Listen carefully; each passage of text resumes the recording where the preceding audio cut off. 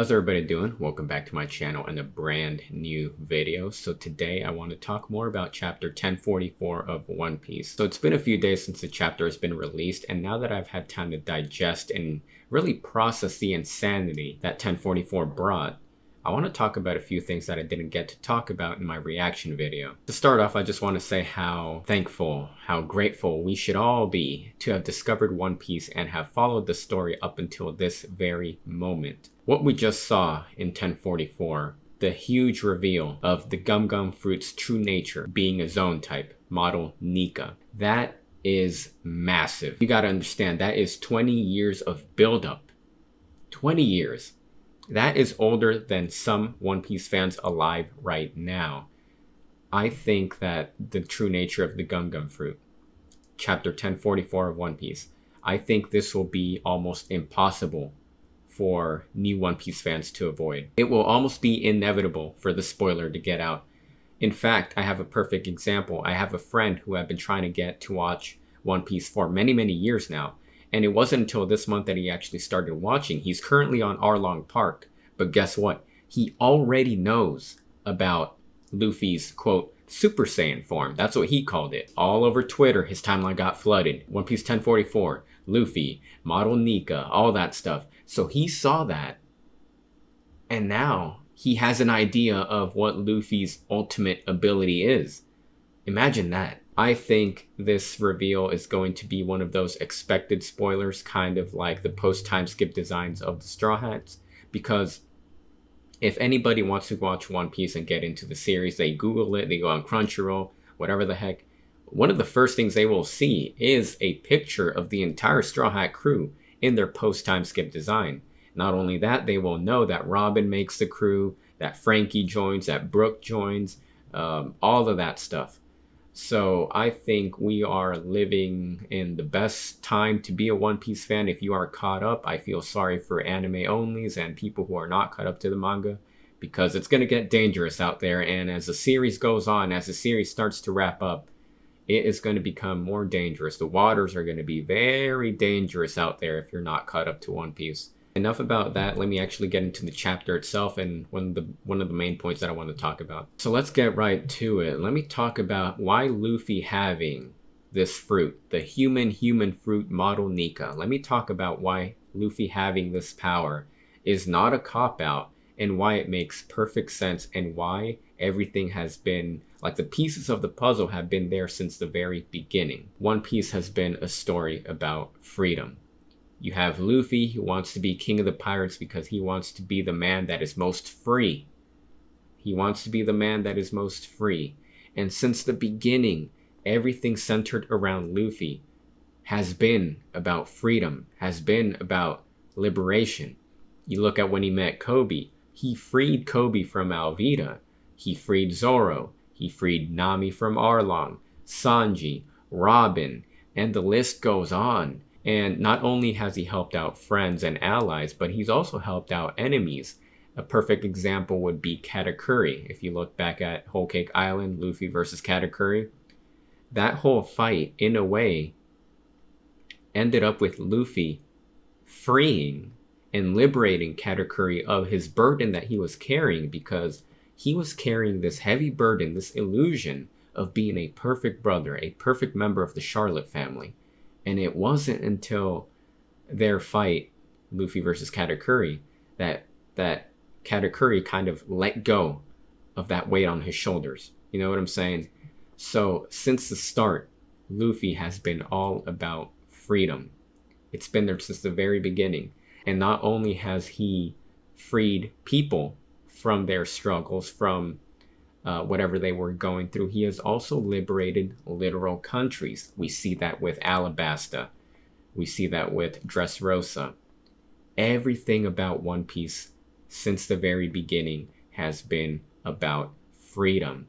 And now that Luffy has this fruit, we now know that the true nature of his fruit is of the sun god Nika, inheriting Joy Boy's will. Luffy having this fruit is not a cop-out at all.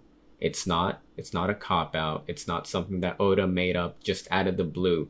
The pieces have been set since the very beginning, and it makes perfect sense. I think one of my favorite parts about chapter 1044 is that when the elders were talking about the gum gum fruit, one of them said that it is the most ridiculous power. And interestingly enough, that word ridiculous has also been used by Oda in the past to describe Luffy's ability. In SBS Volume 65, there was a fan that asked Oda why Luffy has rubber powers. Why did Oda decide to give Luffy rubber powers? And Oda answered with the following, which I think is very interesting given the wording in chapter 1044. So the question is this: why did you decide to turn Luffy into a pretty weak-looking rubber devil fruit user? And then Oda answers with the following. He laughs and he says, "That is true. It must seem like a mystery when you consider all the other strong and cool abilities. The answer is simple. I have picked the most ridiculous ability." Everything in One Piece is done with a purpose, and it shows. This is a perfect example right here. Oda has had a plan for his series. Oda has had a plan for One Piece since the very beginning, and it is starting to show. Not that it hasn't before, but again, it just goes to show you that One Piece has been carefully planned from the start, and nothing is just made up.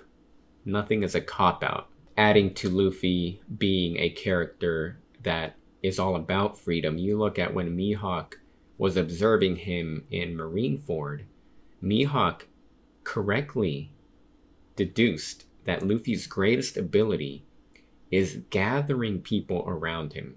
His greatest ability is to make friends with people. He makes a lot of friends. He makes allies. People want to fight alongside Luffy. They want to be around him. There's a certain aura that he has that brings people together. And that just happens to be the aura of freedom. People want to be around that, whether they know it or not. But it just goes to show you that has been there since the very beginning. Take a look at Fujitora, for example.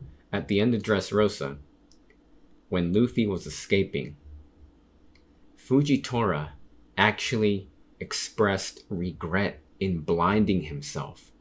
He expressed regret at not being able to see Luffy. And then he goes on to say, what do you look like? I bet you look kind.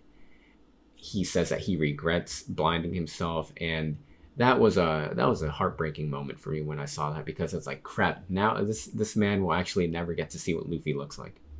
That is what Luffy does. But what else can I say? As far as the fruit itself go, I think it's interesting that now within the Straw Hat Pirates there are two users who have a human fruit. The first one being Luffy, of course, and then Chopper is the second one.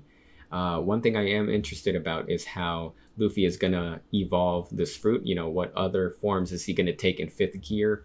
And could it be possible that we have been given a hint as to what Luffy could do with Chopper, like using Chopper as an example? Because we all know that Chopper developed Rumble Balls and that he can transform into different points. He has Monster Point, Guard Point, whatever the heck. Chopper can transform into different variations of his devil fruit. What if Chopper's point forms are equal to Luffy's gear forms? Luffy has second gear, 3rd gear, 4th, and now 5th. So in a way, you could say that Luffy's gear forms are equal to Chopper's point forms. You know what I'm trying to say? This also makes me wonder if there's going to be a variation of 5th gear, or maybe if he develops 6th gear, I don't know. But it makes me wonder if there is a transformation that Luffy will do where he will become giant. And the reason why I say this is because I, for one, am fully convinced that Joy Boy, the original Joy Boy, was a giant. And I think he is the original owner of the Straw Hat in Marijua.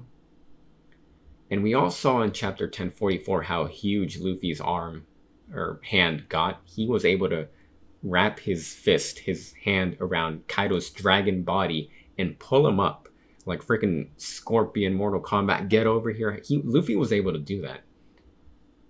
So this makes me wonder, again, kind of going back to Chopper's fruit and trying to relate it to Luffy's. Chopper can become giant in Monster Point form. Is it possible that Luffy could become a giant in his awakened form? Is it possible that he could become a giant and maybe wear the straw hat that's locked away in Marijois? That's something pretty interesting to think about, and I don't think it's far out of the possibility. It's not too far-fetched of an idea for that to happen. We got to see what's going to happen with what Luffy does with his new awakening. And as it was said, this ability is only limited by the imagination. So everything that Luffy has accomplished thus far is completely on him. It's not because of the power of the sun god Nika. It's not because he is deity or Joy Boy reincarnated. No, everything that Luffy has accomplished is in fact because of him. It is because of his own effort, and it's nobody else's. It's purely his imagination. And that's the scary thing about this devil fruit. He is only limited by his imagination. And you can kind of tell, it's fairly obvious now that you can see how cartoony the devil fruit is. You know, you look at the fruit and he has sort of Looney Tune properties, kind of I was thinking more of The Mask. If you haven't seen The Mask, starring Jim Carrey, great movie, would recommend. But in that movie, you know, Jim Carrey has a rubbery powers. He can transform, and that's kind of the vibe I'm getting from Luffy. So was Oda inspired by that movie? Probably. I wouldn't doubt it. But it just goes to show you that when it comes to cartoons, right? I draw myself sometimes, and you know, one of my favorite quotes, I don't know the exact quote, but to paraphrase, I sometimes watch Bob Ross, and he says that on the canvas, you can do whatever you want as long as you can imagine it. Or paraphrasing, I don't know exactly how the quote goes, but you know what I'm saying. That relates to the devil fruit. Luffy is only limited by his imagination, which means that the cartoon physics make sense. And this is not out of character for One Piece, because from the start, One Piece has been a very wacky, funny story. And it got more serious down the line, but now we're kind of going back to the roots of it. So it's going to be interesting how Luffy develops his power. Also, I am always going to double down on this, but I still legit think that Shanks is a heel. I think he is a bad guy. I do not care how ridiculous that theory sounds, but I legit think that Shanks is a heel, and he is doing some shady stuff behind the scenes. Guess we'll have to see what happens with him next time he makes an appearance. And this also makes me wonder, like, who can Luffy fight after this? Because with this new awakening of his devil fruit, you know, he still has Blackbeard to go through, Akainu probably. I'm going to throw Shanks in there right as well, right there too, in the mix. But I'm kind of trying to brainstorm right now, like, who could Luffy fight after Kaido? And is Kaido going to die, or is he going to get arrested, or whatever the heck? Because either Kaido Kaido has been looking for a way to die. He might die happy at the hands of Luffy. And but if he doesn't, I can't see him turning his back or fighting against the one who inherited Joy Boy's title. You know what I'm saying? Anyway, let me know what y'all thought about chapter 1044 and what you think is going to happen. Like I said, One Piece it's been a crazy ride, and I really do feel like it's starting to wrap up. It really does feel like it. Where does Oda go from here? I have no idea, but thankfully there is a chapter this week, so we'll hopefully see more greatness. And honestly, I'm waiting for Kaido's flashback, because Kaido knows a lot more than we think. Because with Kaido's flashback, if we ever get it, we're going to get like a background into the Rocks Pirates, Big Mom, his quest for Joy Boy, or becoming Joy Boy, or whatever the heck, meeting King. Vegapunk is yet to be introduced into the story. So there's just so much that One Piece could do moving forward, and I'm excited to see what happens. But for right now, that's going to do it for this video. Hope you guys enjoyed. Stay safe out there. Take care, and I'll see you in the next one.